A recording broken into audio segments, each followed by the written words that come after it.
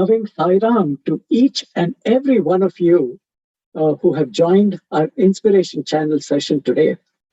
I hope that you have all had a blissful holiday season by our beloved Bhagwan's infinite grace. Welcome to our first regional Inspiration Channel of the year 2022. The theme for this quarter is experiences of Anantapur alumni. Our speaker for today is a wonderful Sai student, Sister Anuradha Venkateswaran from Atlanta, Georgia. Sister Anu will be sharing her experiences with the divine today. Sister Anu was born into a family that has been in Swami's fold since 1964. Sister Anu completed the Satya Sai Bal Vikas program in Chennai, India. She graduated from the Sri Satya Sai Institute of Higher Learning, Anantapur campus, with a bachelor's degree in physics. After moving to the United States, she continues to be actively involved in the Sai organization. Sister Anu currently serves as a Group 4 SSC teacher, as well as the center president for the Sri Satya Sai Center of Northeast Atlanta. During the pandemic, she has had the unique opportunity to share her experiences virtually in several different continents. During these sessions, she has felt the universality of Swami's love through his devotees. Sister Anu is no stranger to our region. She has visited the Dallas Sai Center in the past and also inspired us through her talks in multiple forums over the past few years. With a warm Texas Sai's welcome, I would like to invite Sister Anu now to share her experiences with Swami.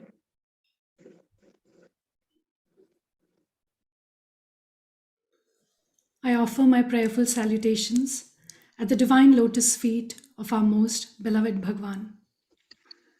Respected elders, brothers and sisters, loving Sairams, and a happy, healthy, and prosperous New Year to you all.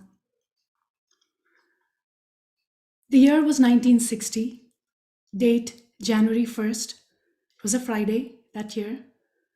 The postman in Puttaparthi delivered the day's mail to Professor Kasturi, and in the pile of letters was an envelope addressed to Professor Kasturi. When he opened the envelope, to his surprise, it was a New Year greeting card from Swami. And inside the card was a Telugu poem penned by Swami himself in his own handwriting. Here is a slide with the meaning for this poem as it appears in Professor Kasturi's autobiography, Loving God.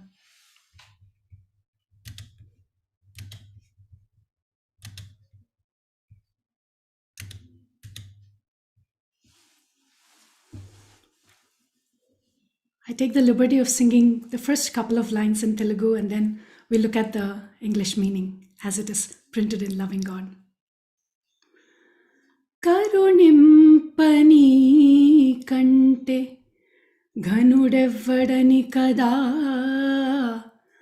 ఆశ్రయించి తిని పదాంభుజములు. A beautiful song. There's a beautiful rendition of this by the Maladi brothers. You can hear it in Sai Nadhajari. I think that's the name of the album. Beautiful composition in Dvijavanti Rag, followed by the devotional song Sai Namasmaranam. And here, this is a translation as it is printed in the book. I firmly believe there is none kinder than you to shower grace on me. Tell me, is this not the reason why I'm at your lotus feet? I firmly believe you will respond quick when I do pray and plead. Tell me, is this not the reason why I'm crying aloud for you? I firmly believe you are ever beside me to guide my steps aright. Tell me, is this not the reason why I am yours through day and night? I firmly believe you can never say no, whatever I ask from you. Tell me, is this not the reason why I long for a glance from you? What have you designed for me this time? Why this dire delay to offer boons? However long you make me wait and wail, I will not leave. I will be standing still until your loving eyes do turn to me. I'll leave the slide up for a moment so all of you can soak in the beautiful words penned by Swami in Telugu. Of course, this is just the translation.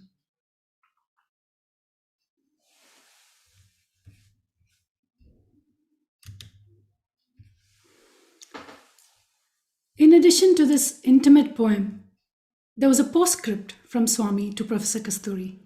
And there he says, "My dear Kasturi, my dear one, Bangaru, begin the new year with this prayer. Endowed with long life and sound health, surrounded by children, grandchildren, and friends, keep on imbibing joy through devotion and wisdom. I bless that your days be spent in the service of Sarveshwara, the Lord of all. Spend your life in abundant peace and happiness." And the card was signed Baba. Needless to say, Professor Kasturi saw this and he was absolutely thrilled. He describes it beautifully in his book, Loving God. He says he was rendered speechless. And of course, he had grateful tears in his eyes. If Swami had given him the card during morning darshan, I'm sure he would have been just as overjoyed, just as grateful, just as happy. But look at our beautiful Swami. He wanted to have that element of surprise, and he took the effort to send the card through somebody. He sent it through somebody the previous day. He arranged for the card to be mailed from Bukkapatnam, a neighboring village. It was posted there in the post office in Bukkapatnam. So it arrived with the other mail, with the stamp and all of that. Professor Kasturi lived about 5 meters away from Swami inside the ashram. But Swami sent the card 5 miles away to be mailed from there. That is the length that Swami goes to for the sake of his devotees. Wouldn't we do that if we were throwing a surprise party for a friend, a child, a spouse? Swami's love for us is no different.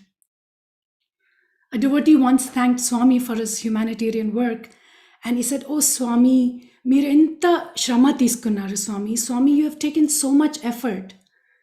And Swami quickly quipped back. He said, "Bangaru, my dear one, idi shrama kadu, idi prema."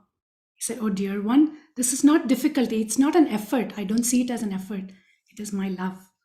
That is a special bond between Swami and each one of us, each one of you listening. During darshan in the 80s, Swami picked a fistful of toffees from an Anantapur student as he was passing through the Anantapur student block. He just picked a fistful of toffees in his inimitable style, and he just showered it on the students. It was raining candy that day. And one of the girls in the group, she happened to have an eye ailment, and because of that, she would see these black spots in her line of sight. So a doctor from her hometown, he had advised some minor surgery to correct the issue, but she was terrified of somebody putting, a knife to her eyes. She was just terrified about the thought of being operated upon. So when Swami came for darshan, these black spots in her eye were covering his beautiful form too. And it made it difficult for her to see him clearly. And that made her tear up even more. And what happened? This toffee that Swami threw, playfully, it hit her eye and it actually dislodged her glasses. So she was in tears because of the impact. But after a while, she wiped her eyes. She was tearing up. She wiped her eyes. And imagine, if a toffee comes and lands in your eye, it would throb of pain, right? So she's still throbbing from the direct hit from Swami. And she just rubs her eyes and she looks. And to her surprise, she discovers that now she's able to see clearly. No black spots in her eyes. The spots that were blocking her vision just disappeared with this playful hit from Swami. No word, no action from Swami is not filled with meaning. As Brother Mahesh very generously introduced me, he shared that in this quarter, you are having Anantapur alumni speakers in your region. And for those that may not be aware, I just thought I'll share a little bit of history and background to set the context. Some of you may have heard some of these stories, but I still think it's worth repeating because it's about Swami. It is not about the students or the staff. It is about Swami and his glory and his daya. The Anantapur campus for women is the first among the educational institutions that Swami established. And it was in the year 1968 that Swami made a trip to Africa. So he flew out of Mumbai, Bombay at that time. So Swami took his mother, Ishwarama, with him to Bombay. And Mother Ishwarama stayed with the Java family. Mother Ishwarama stayed there while Swami went on his trip. So she was under the care of the Java family. So when Mother Ishwarama was staying there, while Swami was in Africa, she had a chance to observe college-going girls, coming from a village. This was the first time she was seeing college-educated women. And somewhere inside, she had a desire that the young women, the girls in Puttaparthi and the surrounding villages nearby, she felt that wouldn't it be nice if they too had an opportunity to receive higher education, and they too had an opportunity to pick up these life skills, become self-confident, self-reliant, and self-sufficient, be able to take care of themselves and their family. So this she kept thinking about this through the remainder of that trip. And when Swami returned from Africa, she wasted no time. She ran to the airport, she stopped Swami and she pleaded with him. She said, Swami, please, please, can you start a college for women? And as we all know, the super specialty hospitals we see today and the educational institutions and the drinking water project that benefit millions of people, Swami has often given the credit to Mother Ishwarama as the person that planted the seed back in his younger days when she requested for a small well to be built so the pregnant women and the women didn't have to walk miles and miles to get good clean drinking water for their families. She asked for a small classroom to be built for all the children in the village. And Swami did all of that. He built a small dispensary that took care of the needs of the immediate villagers in that immediate vicinity. And for this too, as an Anantapur student, I owe my gratitude to Mother Ishwarama for being the instrument that planted the seed for this Anantapur campus. Now, what Ishwarama did not know at that time was that Swami's plan for a campus for women was already in motion. 2 years prior to this incident, 2 years prior to Swami's travel to Africa, Swami was invited to Anantapur, and he was invited to preside over the annual function of the Anantapur Government Higher Secondary School, Girls Higher Secondary School. And during that visit, Swami saw with his own eyes, Swami saw the plight of the young girls who had to walk miles in the Rayalaseema heat, and they had to walk these long distances just so they could get quality education. And then and there, Swami vowed to start a college for women. And if you look at the Sai mission, this is how the water project started. This is how the super specialty hospital started. He saw the poor slum dwellers in Chennai drinking off from the puddles of water, rainwater in the side. And he saw that sight and he said, I will not set foot back in Chennai until I provide drinking water to all the people here. So also when Swami saw that sight in Anantapur, he said, I am going to open a college, higher education for women, and I'm going to educate these women. So when Ishwarama had made this request to Swami had already, preparations were underway, and they were trying to secure the land for a women's residential college in Anantapur. It was in November of 1969 that the foundation stone was laid for the new buildings, and elaborate plans were being prepared, and they were, of course, offered to Swami, as is the custom and the tradition.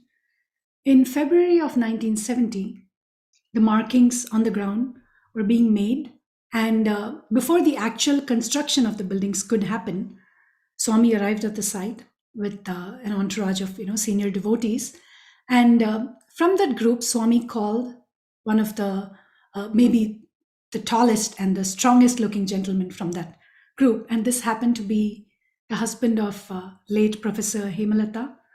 She was the principal of the Anantapur campus during my time as a student, and she served for many, many years as the principal of the Anantapur campus. So at that time, she was just teaching, and Swami called her husband, and he said, pick up a stone from the ground, Go a few steps back near the entrance. Swami said, with all your might, I want you to throw this stone. Just a piece of small rock, pebble. And he said, throw it with all your might. Everybody is wondering what is the point of this exercise, but nobody dared ask Swami, right? So he obediently followed Swami's instructions, picked up this rock, and he threw it with all his might. And then Swami turned to the engineers and the devotees gathered there, and he said, you see where that stone has fallen? Go 50 feet beyond that, and that is where I want you to build the college building. That's where I wanted to come up. Now, at that time, nobody understood, but it wasn't until much later that they realized that this was Swami's foresight and very careful planning and attention to detail. Several years later, there were political disturbances and there were strikes. And during times like that, it is not uncommon for, hooligans, people to, from neighboring colleges, young students just pelting stones or, unsavory acts. And they would do that. And Swami made sure that the building, the students, the staff, nobody was adversely affected. It wasn't until then that everybody realized that it was Swami's grace, Swami's daya, that he protected the students.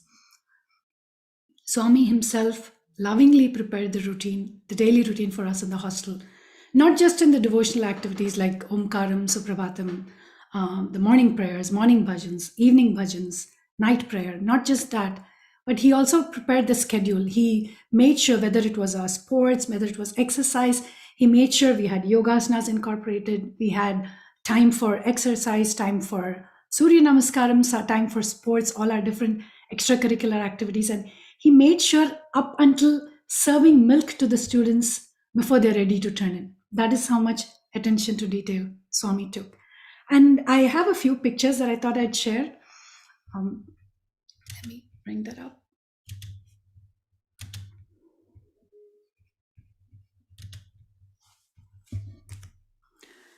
If you look here, obviously the picture up on top left, it is a picture of Mother Ishwarama, who was the instrument who planted the seeds for the women's campus.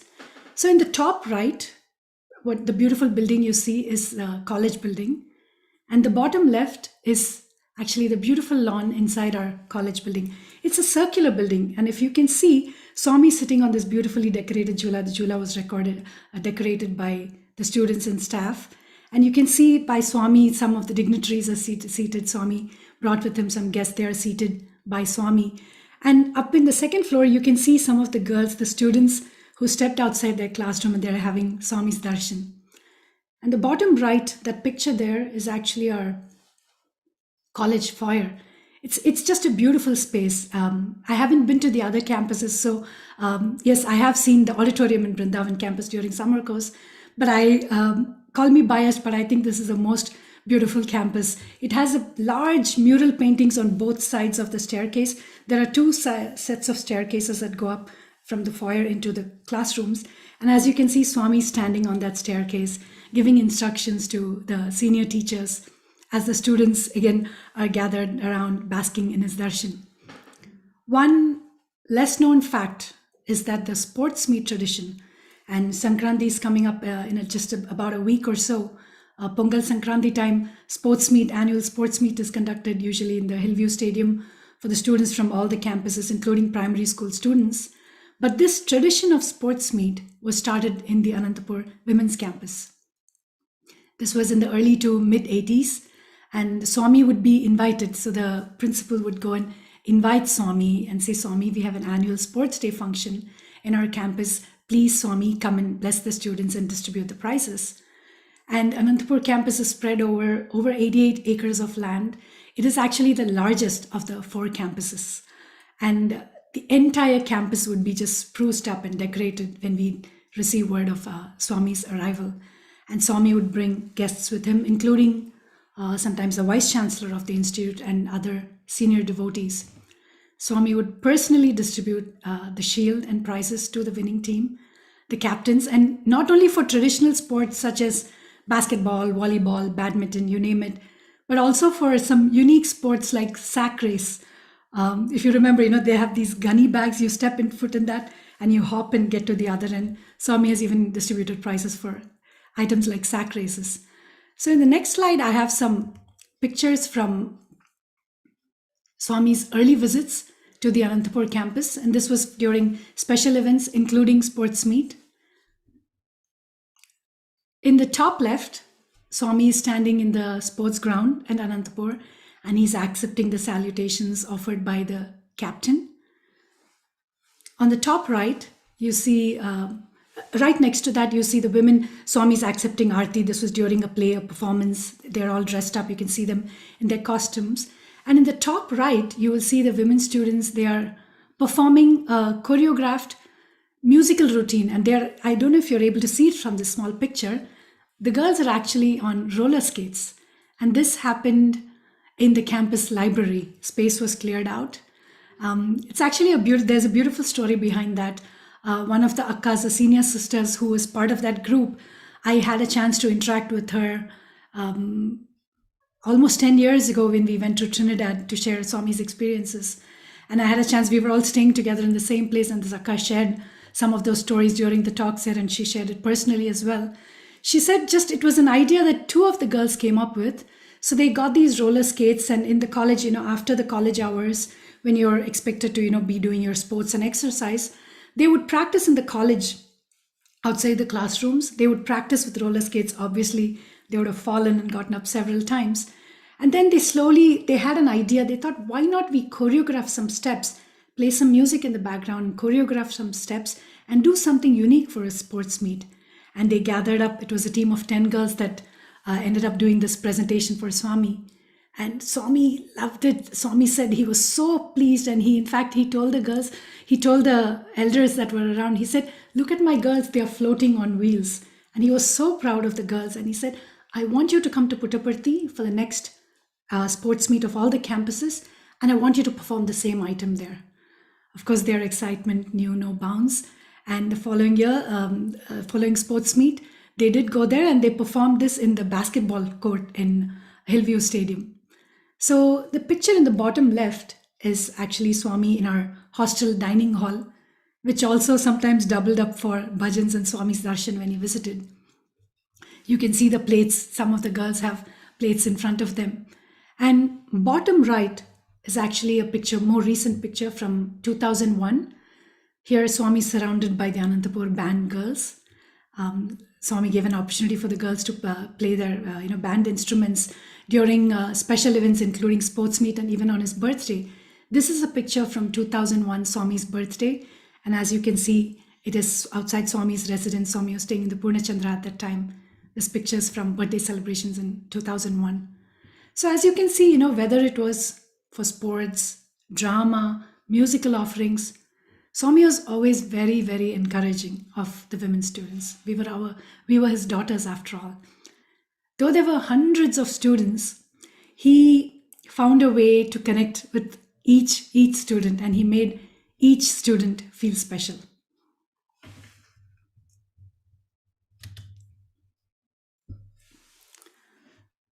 I joined Anantapur campus for my undergrad in 1992. I arrived at the Brindavan Ashram in Whitefield, Bangalore. I reported there for my first summer course and for Indian summer course in Indian culture and spirituality. It was my first time being away from home, and I was very, very homesick. I was a very homesick child. I would keep asking my mother to take me back, especially towards the end of summer course. I told her, I've enjoyed the summer course. Now, Amma, take me back to Chennai. I've never been away from you all. I'd like to come back. But there's a backstory to this. As I mentioned, I joined for my undergrad program. 2 years prior to that, in 1990, I joined for intermediate, which is the equivalent of 11th grade, high school. And I was very, very homesick. I wrote dozens of letters to my mother, cried, and both my parents came, and they actually, after about a week of my stay there, they did take me back to Chennai. So the next 2 years, I kept feeling very guilty. I felt what I did is wrong. I deprived another student of a seat. And I felt that I lost a golden opportunity to be called Sai student and to experience that closeness, physical proximity, that opportunities for darshan, sparshan, and sambhashan with Swami. So I had decided that for my undergrad, I would only apply in Anantapur and no other college. I have two children. One is just a freshman in college. I would have never agreed for him to apply only to one college. And some of you moms and dads, you would agree that you want the children to apply to as many colleges so they have more chances. But I had told my parents that I would only apply in Anantapur. If Swami doesn't give me a chance, I will try again next year. But Swami was gracious and he did give me a seat in the Bachelor's in Science program. So, as I said, I was very homesick and history repeated itself and I was crying to my mother. And she said it was a deja vu. It's like, you're doing this again, asking me to take you back. And she actually joked to me and she said, if you want to come back now, you come back under the one condition that I'll get you married right away and pack you off to your husband's house. And you'll still have to be away from your parents. So thankfully that didn't happen. And she convinced me to stay because she knew that deep inside I had this desire to stay with Swami. And it was just my attachment to my parents that made me want to come back. So I'm very thankful that my mother convinced me to stay back. So I clearly remember this conversation. This was, summer course was drawing to a close. And my mother was also staying there. She couldn't stay with us students. She was staying there with the devotees and she would come and meet me during visiting hours. And I remember telling my mother, I want to come home. I want to come home. And she said, Anu, you keep saying, Amma, I want to come home and be with you. Do you realize that I can respond to your call only if I'm within hearing distance? Some of you may have children that are studying or working in other cities, in the other part of the world, other part of the country. If your child is going through something and they call on you, it'll take you a few hours to get there. Even though my mother was right there in Vrindavan, if I needed her, if I slipped and fell, for instance, she wouldn't know unless she was in that room. So my mother was explaining to me logically, and she said, if you call on Swami, who's Sarvantaryami, who's all-knowing, all-seeing, he can respond to your prayers. If you're feeling despondent, he can get to you much faster than I ever can. And he has the love of 1,000 mothers. Now, I thought she was just trying to, calm me down, and I brushed it off. Didn't give, too much importance to what she said at that naive young age. That afternoon, Swami sent word, and he said, I'm going to distribute saris for all the students and the staff, the women students and staff. But he said, this time I'm very busy because there are a lot of dignitaries that are visiting from Delhi, a lot of ministers. They need my attention on, national matters of importance. So I have to give them the time that they need. So I will distribute the saris, but I will not give you Pada Namaskar. If you've seen darshan videos from before, the devotees would sit in rows facing each other, and Swami would walk. He would distribute the sari, and we would have an opportunity to touch his, to touch his feet. And sometimes Swami would make conversation. He would ask, what are your plans? What is your name? Where do you come from? So it was for that sambhashan opportunity as well, and also touching his feet. Who wouldn't want that opportunity? So Swami sent word saying, no Pada Namaskar this time. All of you come to the Trai lawns. If you've seen that beautiful lotus-shaped building, Swami said he would stand in the Trai lawns, the lush carpet, and we would have to come in our respective groups, collect the sari, and go away. Now, I was, instead of being happy that Swami was blessing us with saris and sending us off, like a mother would, send her child off, I was feeling that, I am homesick, Swami. How can you send me off without a Pada Namaskar? So as I was waiting in line, there are a couple of girls waiting in line for me to collect the saris, and every other girl is respectfully, reverentially collecting her sari, bending her head and going. So I came up with this plan. Some of you may have heard this story before, but these are indelible memories, and each time I narrate it, I am going back in there, 1992, in the month of May, and I am reliving that with all of you. So when Swami was ready to hand the sari to me, there are a couple of girls waiting in front of me. I came up with an idea, and I really thought I would be able to pull it off. I thought when Swami hands the sari to me, I would collect it accidentally. Nobody's paying attention to what I'm planning here. Everybody's eyes are on Swami, who's looking at me. I would accidentally drop the sari by Swami's feet. And while I pick it up, I'll gently touch his feet. Nobody would notice. And I would get my Pada Namaskar. As young and naive as I was, I thought I could actually trick Swami. But Swami is the all-knowing, all-seeing, as my mother reminded me earlier that day. As Swami handed the sari to me, he was holding on to it for dear life. And there was a mini tug of war. I was pulling and he was pulling. He was not letting go. as if to declare to everybody, all eyes are on Swami, as if to tell everybody, can you see? This girl has a good grip on the sari. There's no way she's going to drop it. No words exchanged. And then I collect the sari. But I know that's why is Swami not letting me do this? It's a sincere desire. I only want to get closer to Swami. And as I, just collect the sari, he looks at me and he gives that look like, I know what you're trying to do. He gave me that gotcha look, and I sheepishly just put my head down. I was a little embarrassed. Thankfully, he didn't call me out and didn't tell everybody what I was planning. He just let me go, and I did not get the Padanamaskar that I was hoping. But he sent me to Anantapur with this important lesson that he knows. He's omnipresent, omniscient, omnipotent.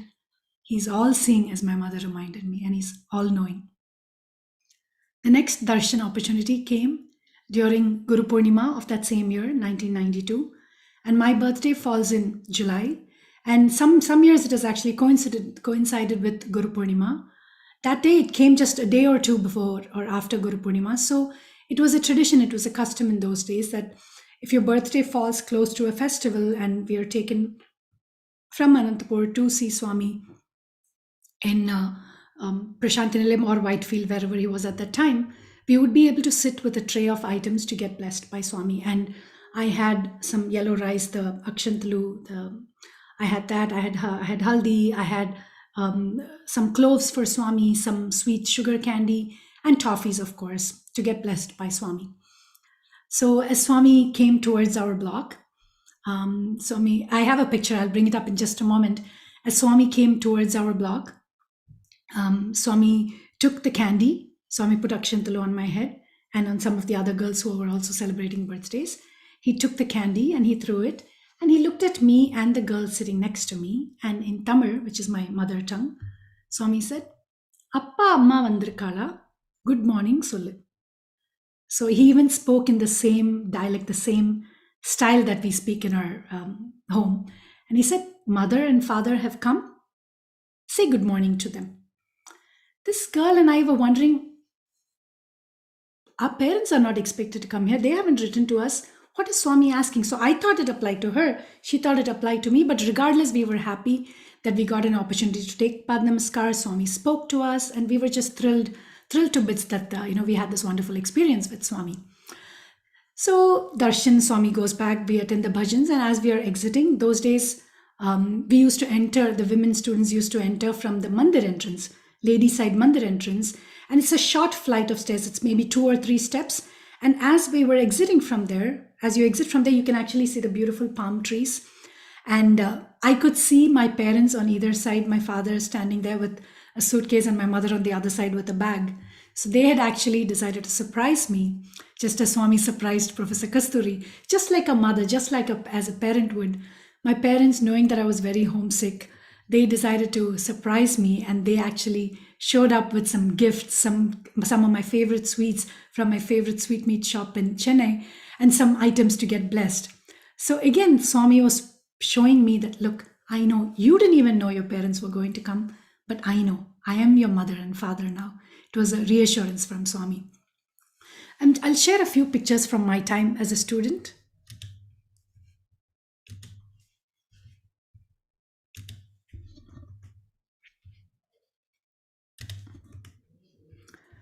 So here, as you can see, the picture on the top left is from my summer course in 1992. Swami was so gracious, so kind, so patient that he took pictures with each class. So this is a picture of Swami with the MPC students, Math, Physics and Chemistry stream. He took pictures with biology, botany, zoology and chemistry stream, physical sciences, biological sciences, and then commerce stream, Telugu stream, economic stream. With each stream of students, Swami took these pictures. Imagine the kind of patience and love he has to have. So this is a picture. I don't know if you're able to see. I'm to Swami's right behind him. You can see my head and my glasses, but you can't see more than that. And in the bottom left is from July 1992, when I sat for birthday blessings, and I was wearing the sari that Swami had given to us at the summer course. If there are any alumni who studied there at that time, you'd remember it was this white cotton sari with beautiful pink flowers and a pink pallu. In fact, Swami, when we were all wearing that sari at the summer course, finally he said, "Look at my angels, they are here wearing the beautiful white saris I've given." So that is a picture of me sitting for birthday blessings. I'm raising my container of the holy rice to Swami. Swami saying, "Wait, wait." He did eventually bless me that time, as you can see in that picture. And also you can see the next picture is from Darshan, our final year's interview. I'll share a little bit more about that, also watchful of the time. And the picture on the right is from Purnachandra Auditorium. That picture was taken there. And I'm truly, truly grateful to Swami for all of these opportunities that he blessed, not just me, but a lot of us students with. The next slide I have has some pictures from, these are actually three portrait pictures from an interview that Swami gave to the outgoing batch of women students from the Anantapur campus. And this was in the year 1995. The interview, Swami gave us an interview in the month of February. These are three different pictures. And I don't know if you're able to tell from the pictures, after all of us assembled inside, Swami called us, Swami sent for us, and he said, "Come, I'll give you all an interview." And as after we've all gathered inside the mandir, Swami himself, as you can see in the first picture on the far left, Swami himself closed the mandir door on the men's side. Swami closed the door himself, put the latch, and he came and sat and he spoke to us. He gave a discourse, a very informal. It was like a mother talking to her children. Swami took our letters, he gave us Pada Namaskar, and he distributed biscuits. I clearly remember that. We had prepared some songs to offer to Swami, and Swami graciously sat through patiently and listened to all of the songs, and he complimented us for the choice of songs, and he truly enjoyed it. I'll leave this picture on as I share this next story, and maybe you can imagine it in your mind's eye.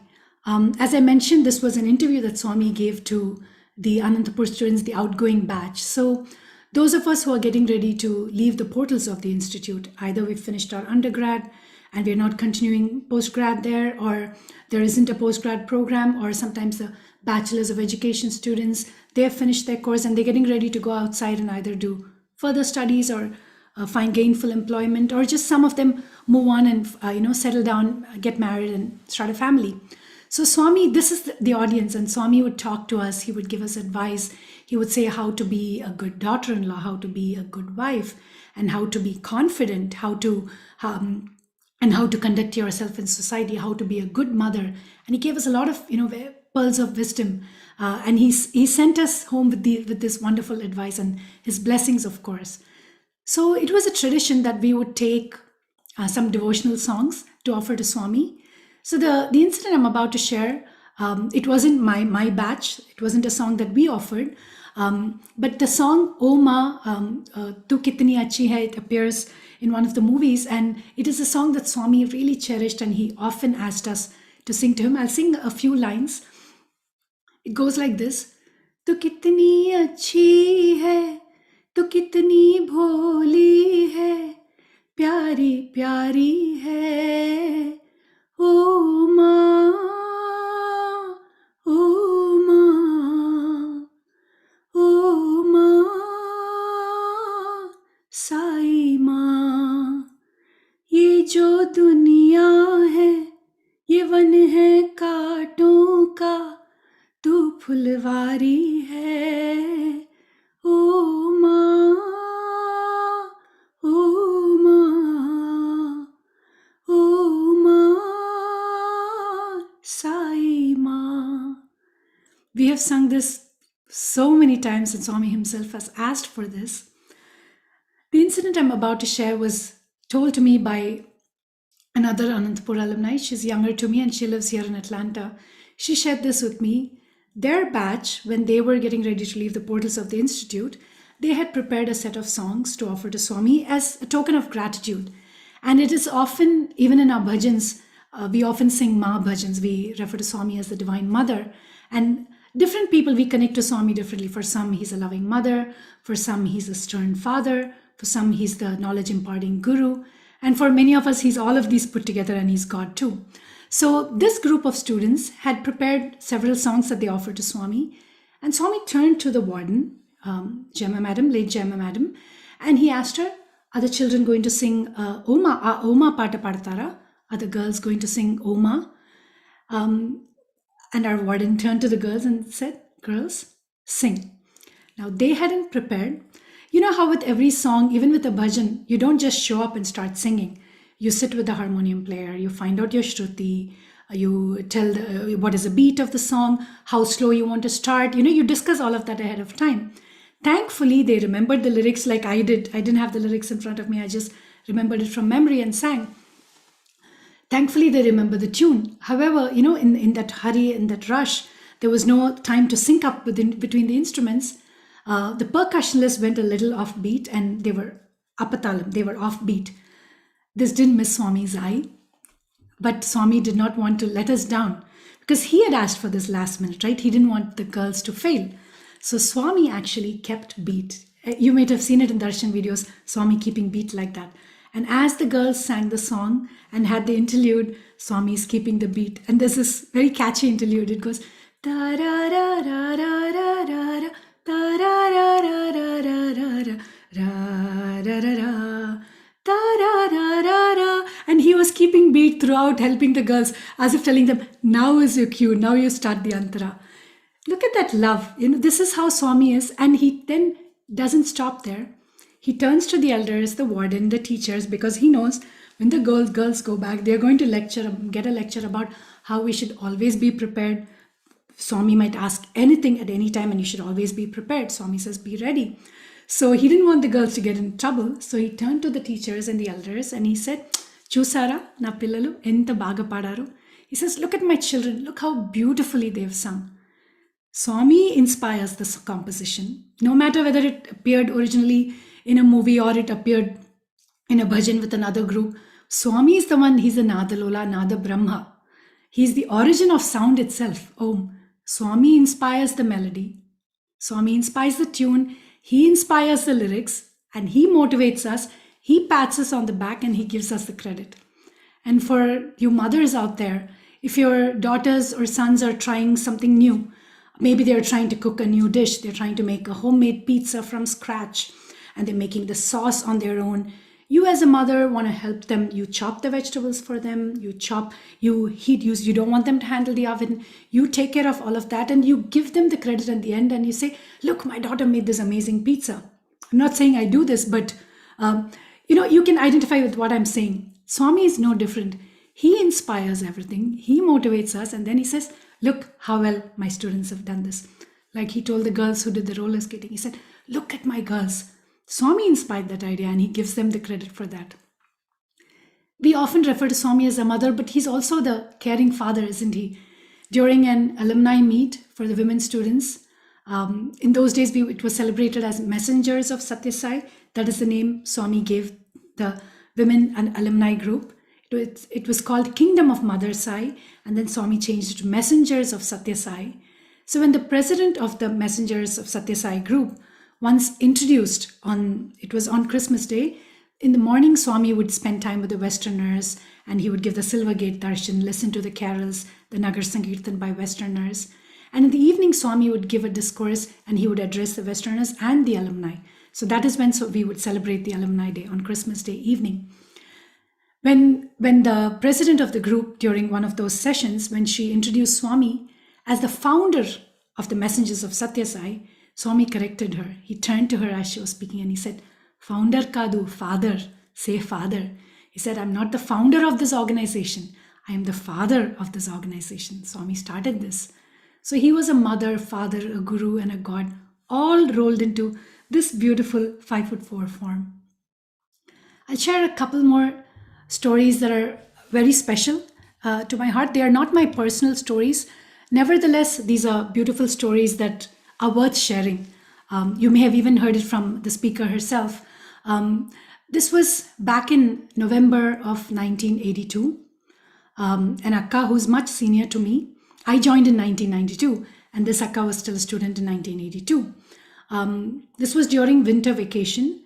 Her parents were living in the state of Assam in the northeast, and winter vacation isn't very long. You just get a few days, and a train journey itself in those days would take 2.5 to 3 days. So she would only get a day or two to spend there, if you take away the commute time. So she decided to stay back. And a few girls from the northeast and far north, they would actually stay back. So these girls were allowed to be in Parthi and have Swami's darshan, while those of us from other parts of India, we would go back to our hometowns and spend time with our families during winter vacation. This would be closer to like Dashara, November, October, November, that time frame. So this Akka had stayed back in Parthi, and she received devastating news that her mother had had a fire accident in the home state, and it was very critical. And when she received a telegram, she, being so young, she didn't know what to think of it, and she was wondering, she was praying to Swami to rescue her mother and say, Swami, please save her, please save my mother. And immediately it was followed by another telegram that said her mother had succumbed to the injuries. It was terrible fire burns, and she had actually lost her mother in that fire accident. Needless to say, the Zakka was distraught. And the following day, she's still trying to make sense of all of this. The mother was airlifted to Delhi and she was given treatment there, but they couldn't do anything, and she succumbed to the injuries. And she's struggling as a young girl. Her two sisters are in Assam. The father had to airlift the mother and go to Delhi. So the family scattered. Just try to imagine the situation. Her younger sisters are in Assam. She's here in Parthi, hasn't had Swami's darshan yet, and the father has taken his wife to Delhi, and the mother has passed away. Just imagine that situation. She is distraught. She doesn't even know what transpired.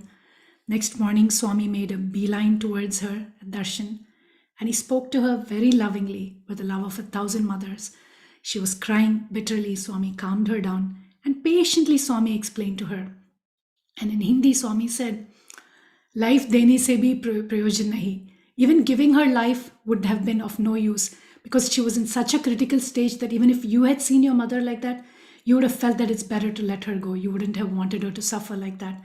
And Swami said to her, ek ma gaya, par 1,000 mata hai, sai mata hai. I'll translate that. Many of you may have understood this. He said, yes, you have lost your birth mother. You have lost one mother. But you have the love of 1,000 mother in this Sai Mata, in Mother Sai. And the Zakka shared with me that 8 years later, in the year 1992, when she had already had a child and she was living with her family, and she was expecting her second child. At that time, she had a prolonged labor, over 22 hours, and there was no progression, and everybody was wondering what to do. There was some talk of giving her an epidural injection, and she was a little panicky. She's like, she saw that big needle, and she was like, no, Swami, I don't want this. Please come rescue me. And at that moment when she was despondent like that, laying in the hospital bed, she said, almost with a tinge of sarcasm, she addressed Swami, and she said, Swami, I need you now. You're not here. Not only are you not here, you snatched my mother away from me. And you said you have the love of 1,000 mothers. So she was being sarcastic, and she fought with Swami. She was annoyed. She was sad. She was angry. All of those negative emotions. But even then, he has the love of 1,000 mothers. When our child talks to us rudely, we don't give up on that child. That is still your child. You're still the mother. And Swami is no different. At that instant when she challenged Swami, to one side of her bed, Swami appears in flesh and blood.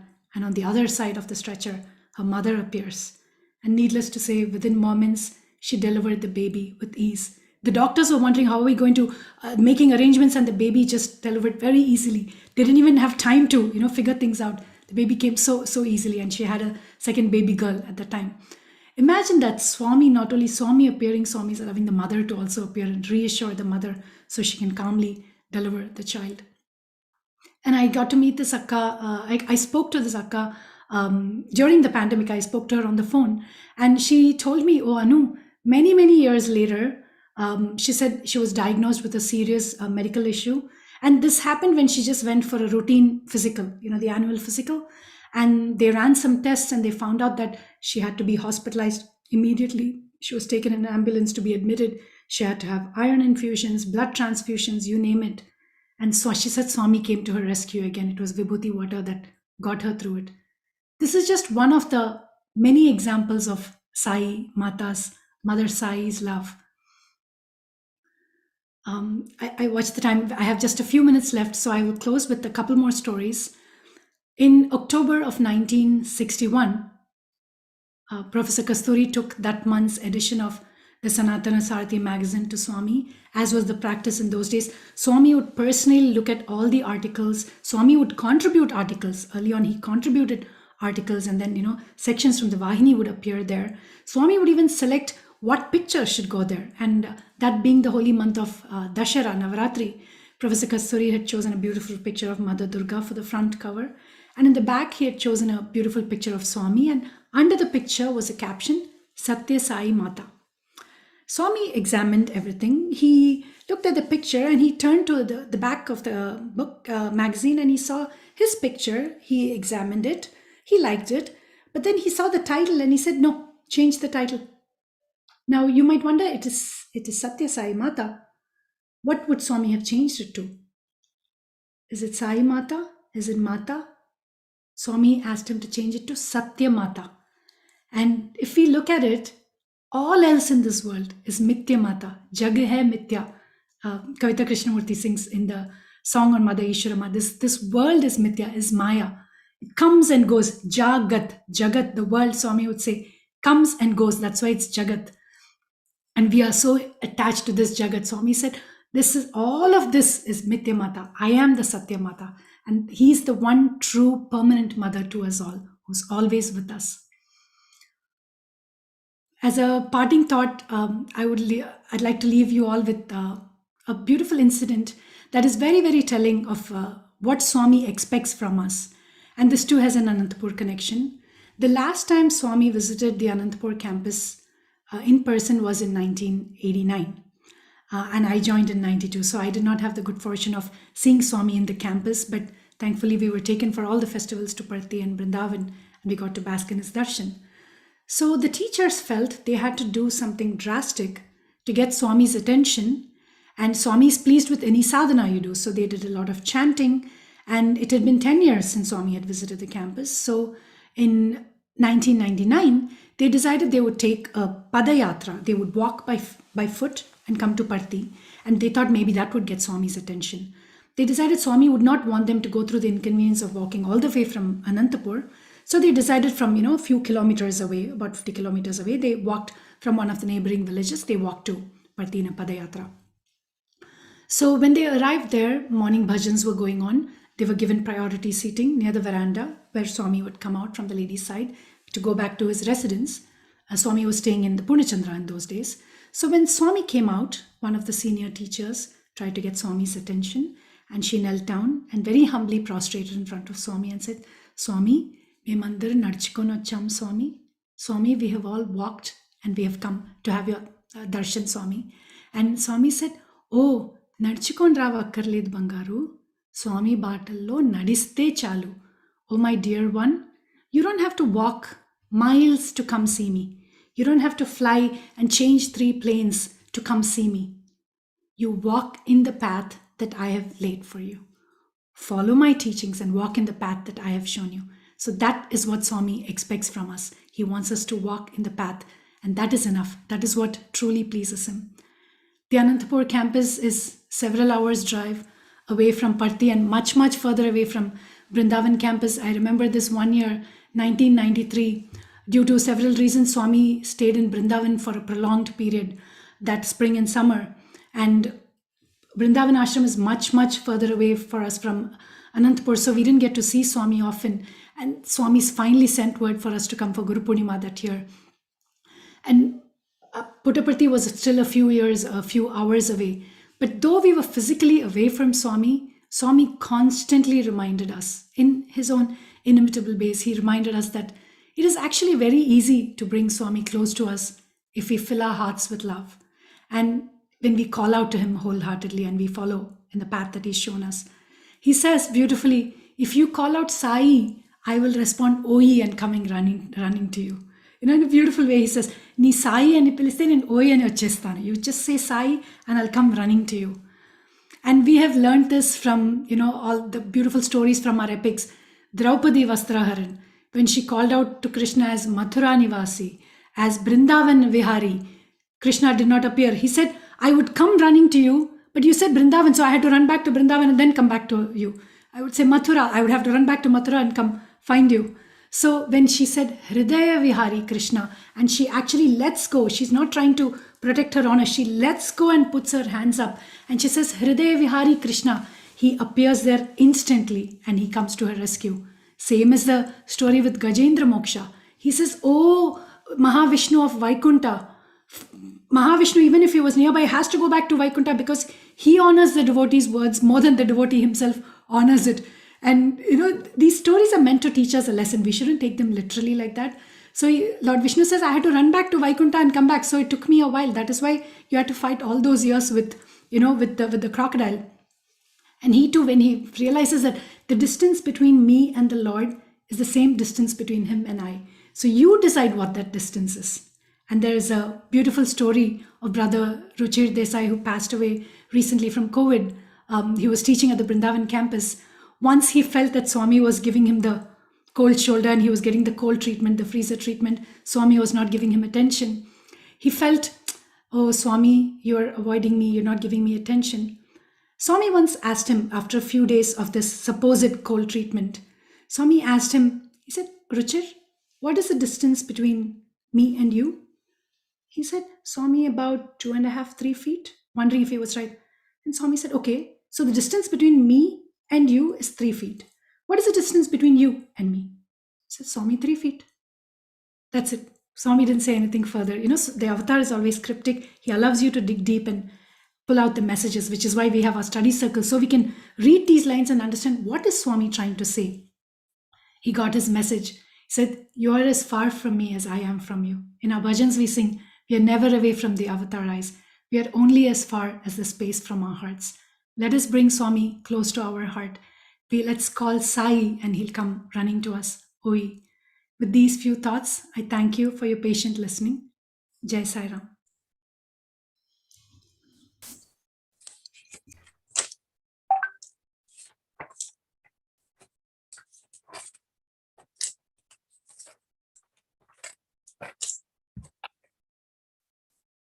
Hi, Ram, Sister Anu. That was such an incredible journey you took us through Anantapur right from the beginning.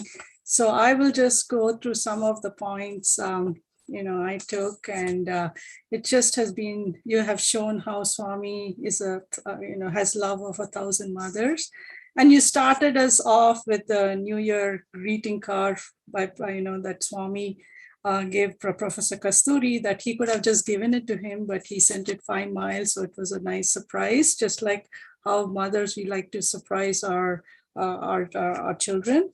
And then you also talked about how when Swami throws these toffees, right, casually, and it hits this one student and this girl, and it hits her glasses. And then all of a sudden she's able to see. So again, Swami knows it all, and that was such a beautiful anecdote you related to us.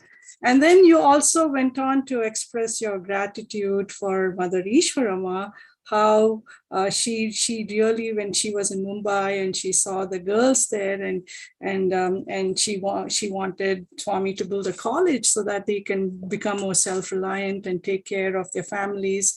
And so so then Swami had already had the plan, and you talked about how that laid the foundation for the Anantapur campus. So that was just a very nice history that you gave us. And also you also talked about how Swami had protected you all from the neighboring colleges and everything. When he said you build a building, he asked the tallest person to throw the stone, and then 50 feet beyond that, so that you had that protection, and Swami protected you all.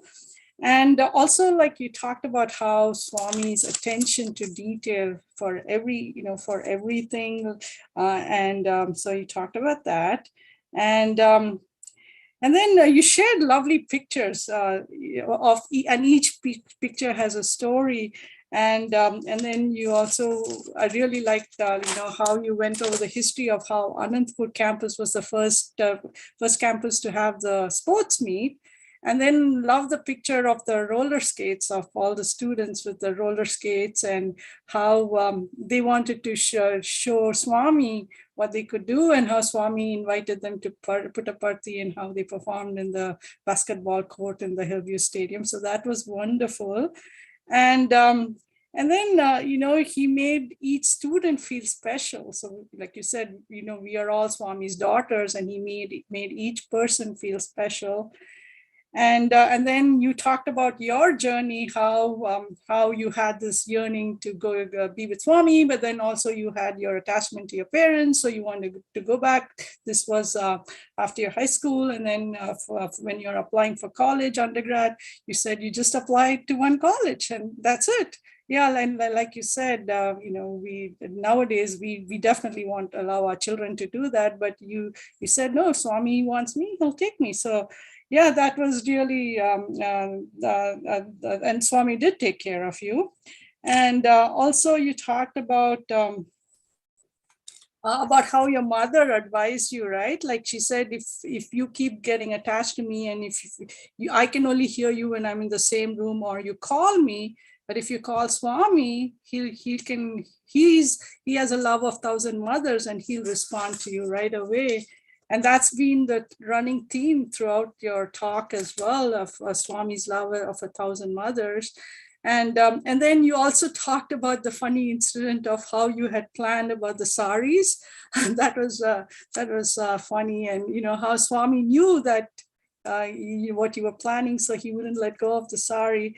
But however, you did get an opportunity later on to get that Pada Namaskar, and that was when he also said, Appa Amma Vandrikala, like have your mother and father come, and you didn't know, and then your parents came and surprised you. And then also you sang such beautiful songs, and Sai Oma and some of the other songs. So that's such lovely memories. And you took us on we were all right there with you when you were sharing these incidences. And you also shared how when Swami had asked some girls to sing, they sang, but then the percussionist was offbeat, but then he kept the tal, and so they just sang so beautifully. And you said, Swami is the doer, he inspires, he's a song, he's everything, but then he gives credit to his students, saying, see, look how well my students sang. So that's Swami. And also how when this message of Satya Sai group, when they were giving credit, he said, no, I'm not, don't say I'm a founder, I'm the father of Satya Sai group. And then you also shared some nice some instances with your akka, like from Baba, and how Swami has was there for her, and when her mother passed away, and then when she was delivering a baby, how he gave darshan of both her mother and him. So that was, so giving her some reassurance. Again, running theme is the love of 1,000 mothers. And then you went on to share about how Swami, when brother or Professor Kasturi gave the magazine, and in the back of the magazine, it said Satya Sai Mata, and you said, no, he wanted to change it to Satya Mata. And then you also talked about how, Swami says, Jagat is just, it goes and comes, but the permanent mother is Satya Mata.